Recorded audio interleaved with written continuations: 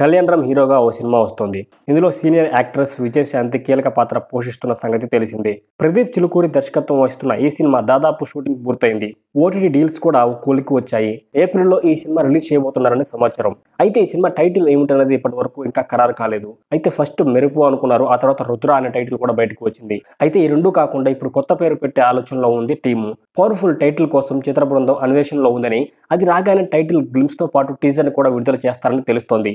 కానీ రీసెంట్గా Arjun son of Vyjayanthi అనే టైటిల్ను కూడా పరిశీలిస్తున్నట్లు, దాదాపు ఇదే ఫైనల్ కావచ్చనే విషయం కూడా తెలుస్తోంది. ఇటీవల కళ్యాణ్ రామ్ రషెస్ చూసుకున్నారని, సినిమాపై పూర్తి కాన్ఫిడెంట్తో ఉన్నారని తెలుస్తోంది. అతను కూడా పటాసు, బింబిసారా తర్వాత కళ్యాణ్ రామ్ కెరియర్లో చెప్పుకోదగ్గ సినిమా అవుతుందని టీం నమ్మకంగా ఉంది.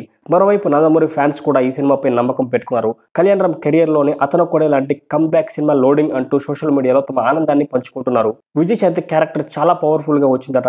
ఆ క్యారెక్టర్ ఈ సినిమాకి ఒక మెయిన్ అట్రాక్షన్ అవబోతుందని ఇన్సైడ్ వర్గాలు చెబుతున్నాయి. ఐఎమ్ శంకర్. మీరు కనుక నా ఛానల్కి ఫస్ట్ టైం వచ్చినా, మీకు నా కంటెంట్ నచ్చినా, please like and subscribe to my channel. Your one like and one subscribe means a lot to me to encourage and to create more content like this.